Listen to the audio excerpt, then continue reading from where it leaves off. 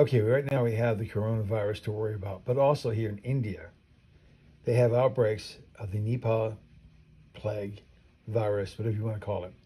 And it started showing up a few years ago. And it would kill between 40 to 75% of those people infected with it. It was found in India, places like that. But as you can see, it has spread.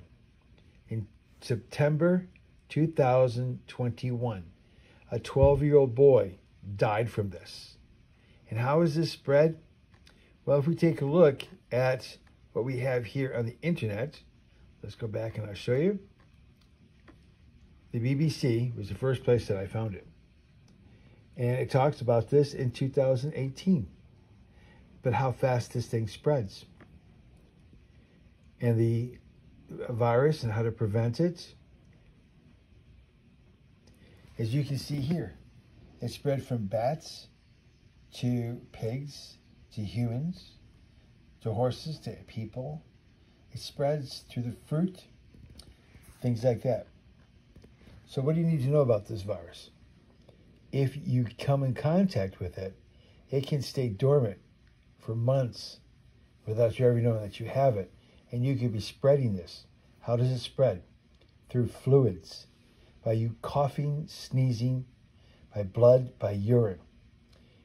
Most of the time, this Nipeh is spread through bats eating the fruit.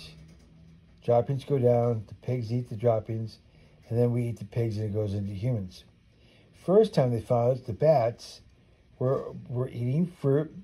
They went to the market where the ladies had their fruit collecting baskets here to collect the sap and the fruit from this, and then they would be drinking it. Well, the bats would be drinking it also, and there you go. They'd be in here drinking this, their saliva goes into there, and then, of course, we get it. Or their feces might go in there, and us not knowing it, drinking it, goes into us. There's several ways this is transmitted. Sounds gross, but this is how the coronavirus started, with bats, droppings, if it was not created by China. So this is one of the versions.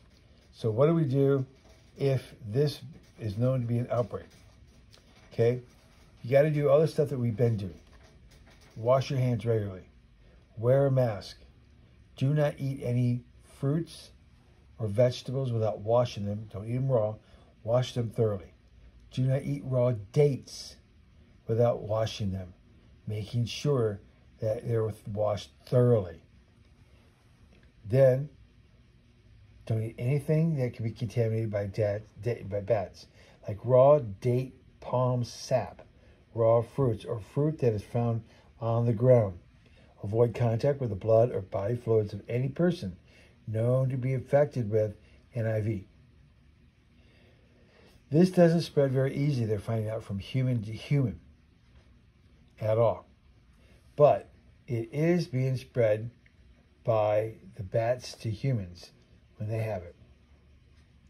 So stay away from any fruit and vegetables that's not washed thoroughly so that you don't get this. If you do get it, this thing is between 40 to 75% deadly.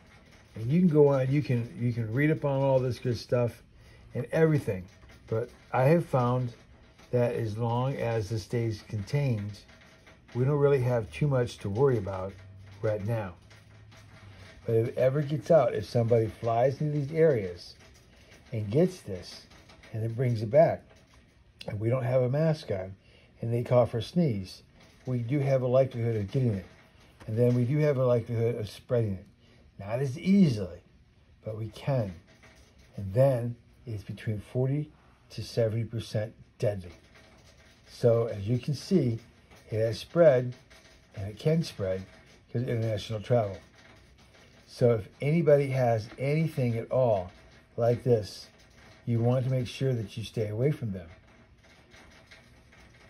You go online, you can find all sorts of great stuff. What are the symptoms?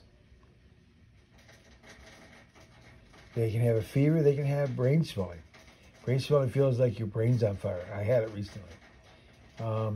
You can have a coma or seizures, respiratory infection, you can have an illness, you can have muscle pains, nausea, disorientation, vomiting.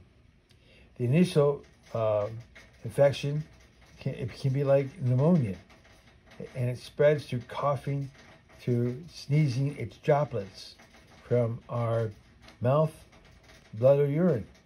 Those are the ways that you can get this. So you have to be very, very careful.